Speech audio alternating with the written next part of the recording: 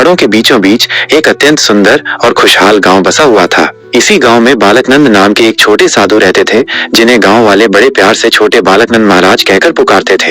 हालांकि बालकनंद महाराज उम्र में छोटे थे, लेकिन उनकी बुद्धि और विवेक बड़े बड़े ज्ञानियों को भी मात दे देते थे।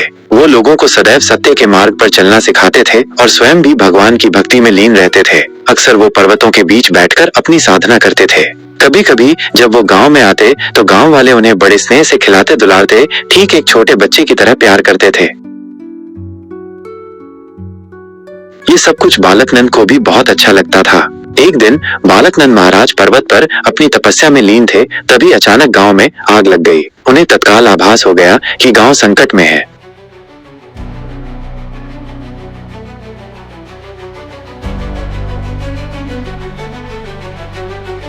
वो बिना एक पल भी गंवाए तुरंत गांव की ओर चल पड़े। गांव पहुंचकर उन्होंने देखा कि वहां चारों ओर अफरा तफरी मची हुई है। लोग इधर उधर भाग रहे हैं, घर आग की लपटों में घिरे जल रहे हैं। ये देखकर बालकनंद महाराज बेचैन हो उठे।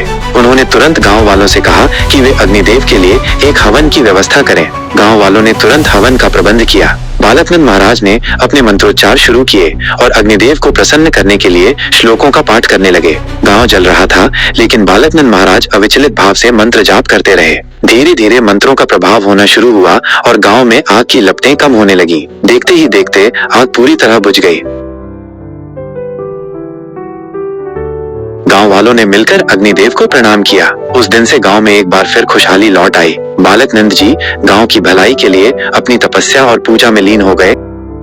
और भी रोचक कहानियों के लिए हमारे चैनल ट्रेंड जोन को लाइक और सब्सक्राइब करें। बेल आइकन दबाना न भूलें ताकि आपको नए वीडियो के नोटिफिकेशन मिलते रहें।